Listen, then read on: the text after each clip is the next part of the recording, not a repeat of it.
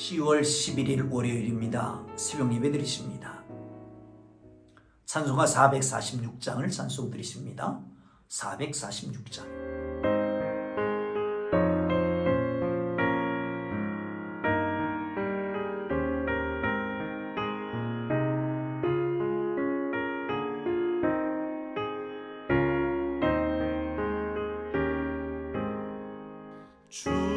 충성 외에는 참 기쁨 없도다. 날 사랑하신 주 늘 계시옵소서. 기쁘고 기쁘도다. 항상 기쁘도다. 나 주께 왔사오니 복 주옵소서. 나 주께 왔으니 복 주시옵소서. 주 함께 계시면 큰 시험이 기네. 기쁘고 기쁘도다. 항상 기쁘도다. 나 주께 왔사오니 복 주옵소서.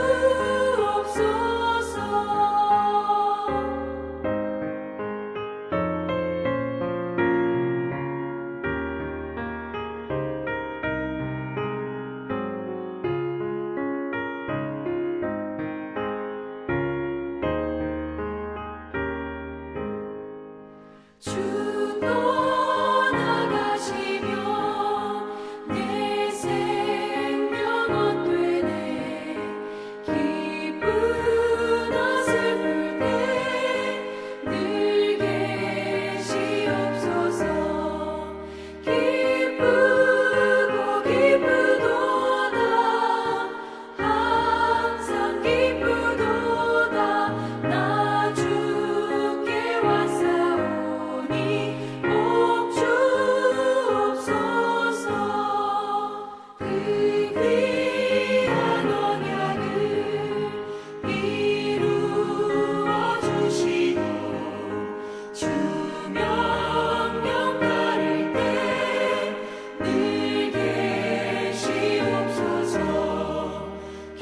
기쁘고 기쁘도다. 항상 기쁘도다. 나 주께 왔사오니 복 주옵소서.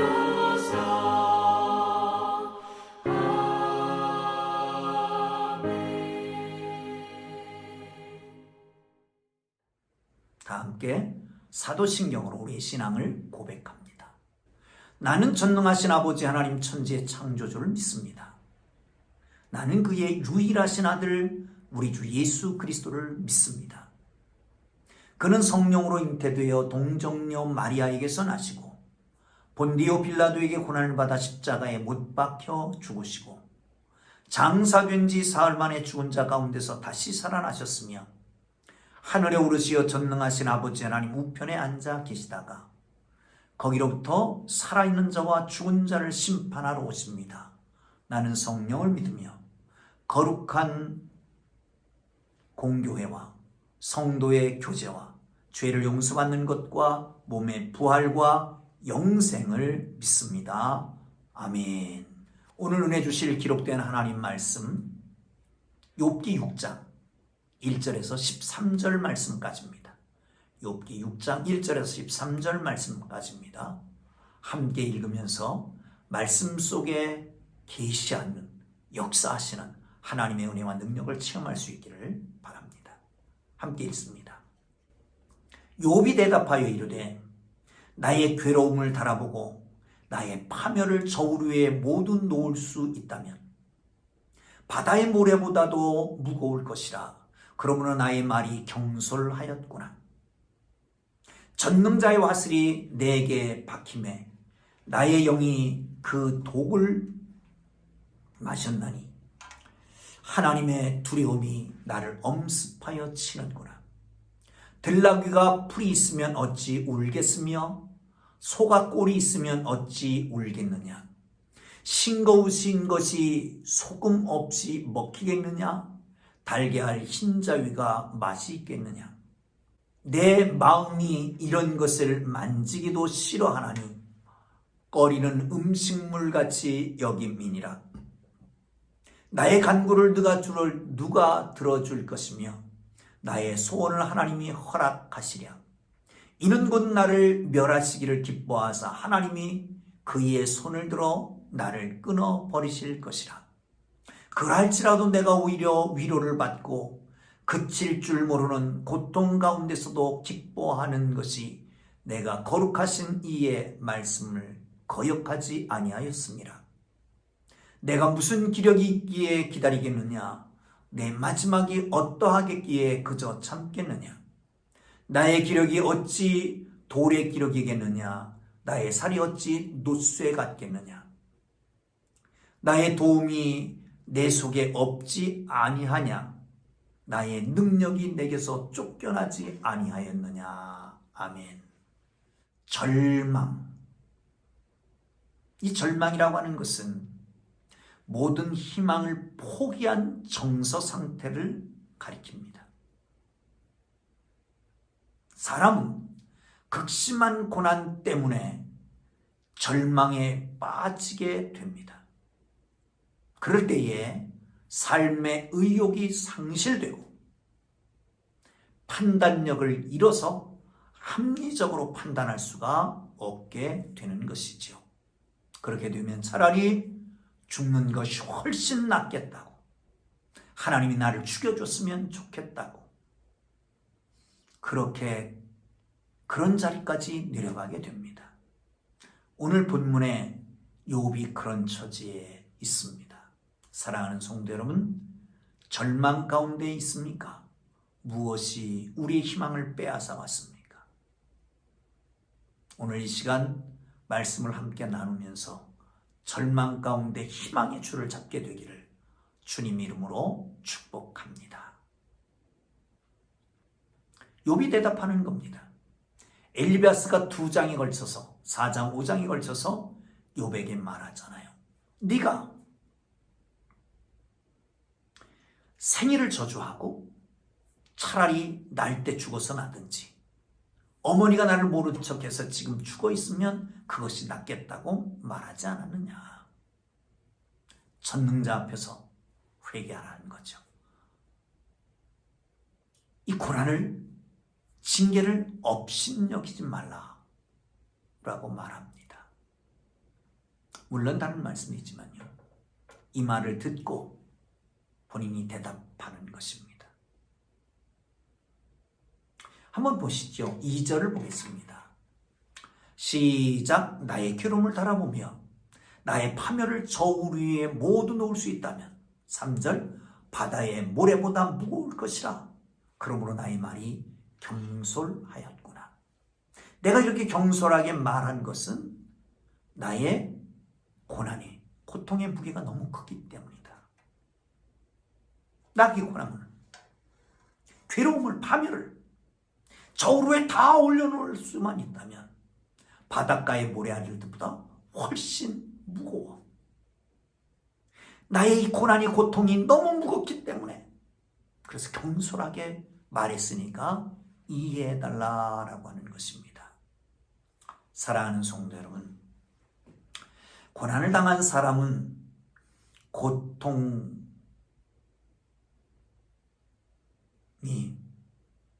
그 사람의 고통이 때로는 본인에게 말할 수 없을 만큼 크게 느껴지는 것입니다. 우리말에 그런 말이 있잖아요. 네 곱불이 내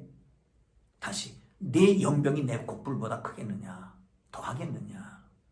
물론 주종관계에서, 계급사회에서 하는 말이겠지만, 그러나 여러분, 이 말 속에는 고통의 주관적이고 객관적인 고통을 얘기하는 겁니다. 객관적으로 보면 적게 보이지만 고통당하는 당사자의 입장에서는 크게 느껴지는 것이죠. 그럴 때에 고난당하는 사람의 표현이 지나칠 수가 있습니다. 이해해야 됩니다. 이해해야 되죠. 이 욥이 죽겠다 살겠다, 죽었으면 좋겠다, 태어나지 않았으면 좋겠다 했던 이 모든 것이 고난의 무게가 무겁기 때문에 그렇게 말했던 겁니다. 여러분, 그렇습니다. 주의 고통당하는 사람이 있습니까? 어떤 말을 하더라도 이해할 수 있어야 될 것입니다. 그 고통, 하나님이 주시는 거라면 더욱 크게 고통스럽고 두려워질 것입니다. 여러분, 하나님을 믿는다, 예수 그리스도를 영접했다. 대부분의 많은 사람들이 예수 믿는 순간 고난 끝 행복 시작, 예수 믿는 순간 영혼이 잘됨 같이 범사가 잘되고 강건한 원하노라. 그런데 이 고난이 하나님으로부터 왔다, 예수님께 버림받았다 라고 생각할 때는 감당키 어려울 만큼 크게 느껴질 수밖에 없을 것입니다. 이때에 그 큰 두려움이, 낙심, 원망이 마음에 생길 때에 우리가 잊지 말아야 될 것은 고난 중에도 고통 중에도 하나님은 나와 함께 하신다라고 하는 이것 잊어버리지 말기를 주님 이름으로 축복합니다. 또 한 가지 기억해야 될 것은 고난당한 사람은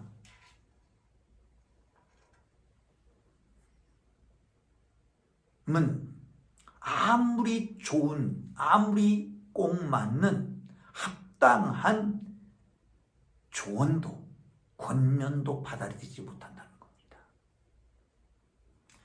욥이 엘리바스가 자기에게 권면해 준 것을 받아들이지 못하는 거예요. 왜? 자기 처지를 이해하지 못하고 충고했기 때문에 못 받아들이겠다는 거예요. 이렇게 얘기합니다. 생각을 해봐라. 소가 왜 울부짖느냐?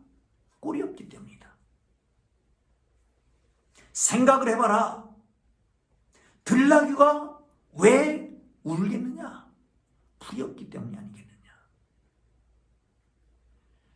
원인 없는 결과가 없고, 이렇게 내가 울부짖는 까닭은, 이렇게 탄원하고 탄식하는 까닭은 다 까닭이 있는 것이다. 사랑하는 성도 여러분,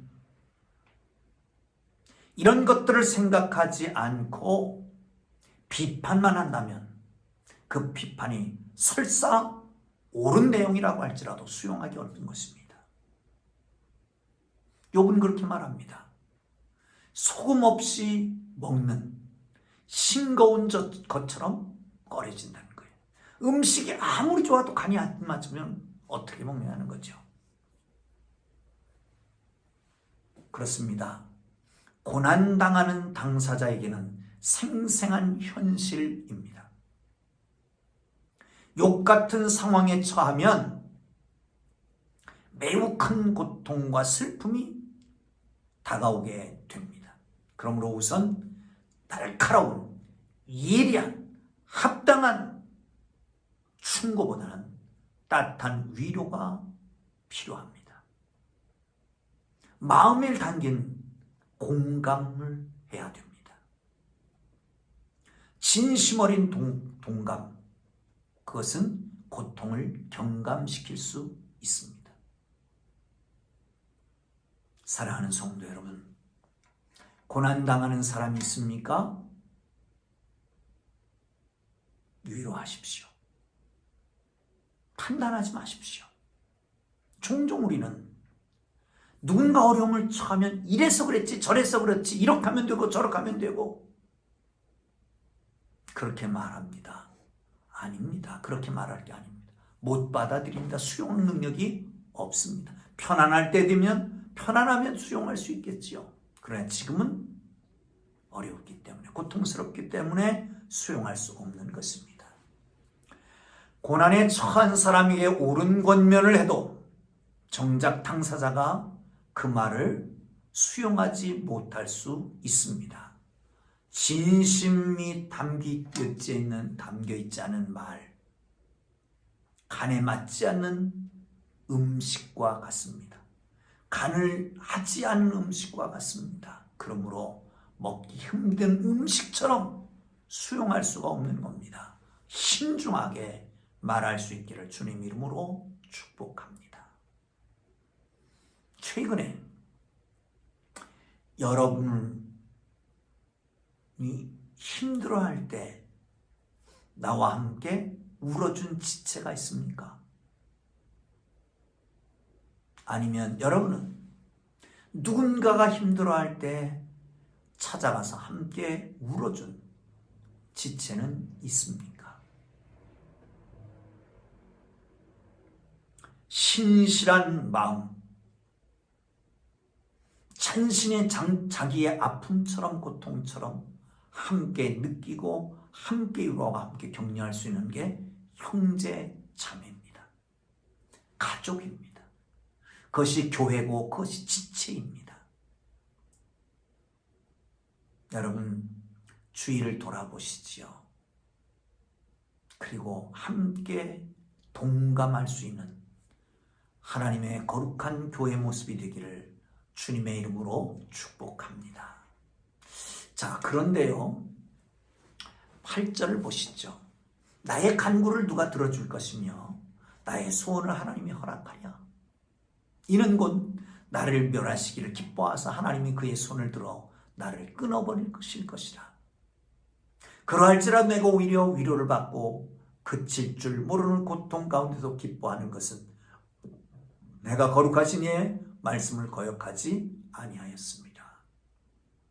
내가 무슨 기력이 있어 기다리겠느냐? 내 마지막이 어떠하겠기에 그 참겠느냐? 내 기력이 어디 돌 기력 같겠느냐? 내 살이 어디 쇠 같겠느냐? 무슨 말씀입니까?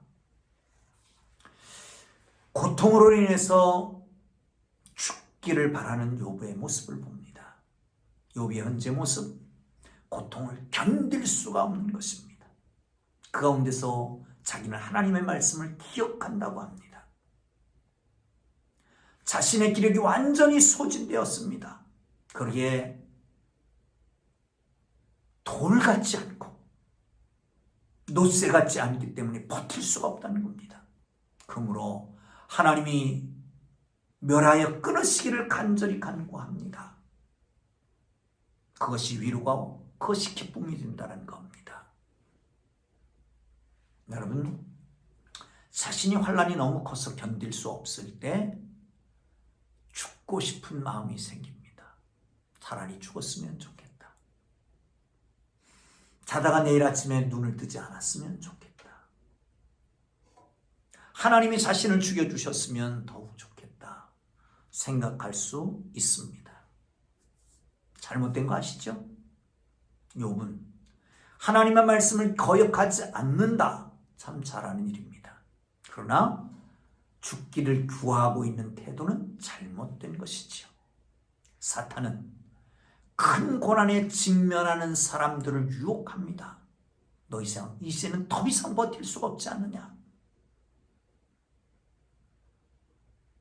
사랑하는 성도 여러분, 그러나 신자는 사실은 처음부터 자기의 기력, 자기의 능력, 자기의 힘 가지고 살아온 게 아니잖아요.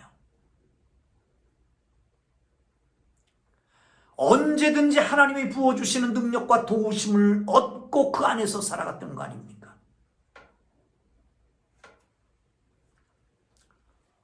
사랑하는 성도 여러분, 그렇습니다. 신자나 비신자나 동일하게 죽고 싶을 정도로 힘들 때가 있습니다. 이제는 다 틀렸다. 이제는 더 이상 안 된다. 하나님 나를 죽여주세요. 그런데 반응이나 결과는 전혀 다릅니다. 불신자는 죽거나 죽은 사람처럼 살아갑니다. 신자는 회개하거나 다시 힘을 내서 하나님을 붙들고 일어서게 되는 것입니다. 할렐루야. 모든 상황이 어렵고 더 이상 희망이 없고 기운이 빠지고 아무것도 할 수 없다라고 느낄 때에 그때가 바로 하나님을 의지할 때입니다. 그때가 바로 하나님을 붙들 때입니다. 지금까지 하나님을 잃어버렸기 때문에, 하나님을 붙들지 않았기 때문에, 하나님과 동행하지 않았기 때문에, 그래서 이 지경에 이르렀으니 이제는 하나님 붙들 때입니다. 하나님의 도움을 구할 때입니다. 다시 일어설 때입니다.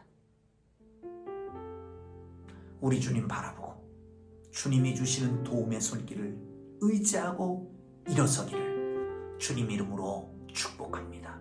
기도하겠습니다. 이제는 우리 구주 예수 그리스도의 은혜와 하나님 아버지의 극진하신 사랑하심과 성령님의 감화 감동 위로 인도 역사 교통하심, 고통의 무게가 무거울 때 다시 주님을 바라보기를 원하는 사랑하는 주의 백성들의 이제로부터 영원토록 함께 계시기를 간절히 축원하옵나이다. 아멘. 우리 주님 부르고 기도하시다가 자유롭게 일어나겠습니다. 교회 부흥을 위해서 가정마다 주의 복을 달라고, 또한 코로나19로부터 자유케 해달라고, 이제 하나님이 축복하셔서 정말 아름다운 교제권이 이루어지게 해달라고 기도하십시다. 주여, 주여, 주여.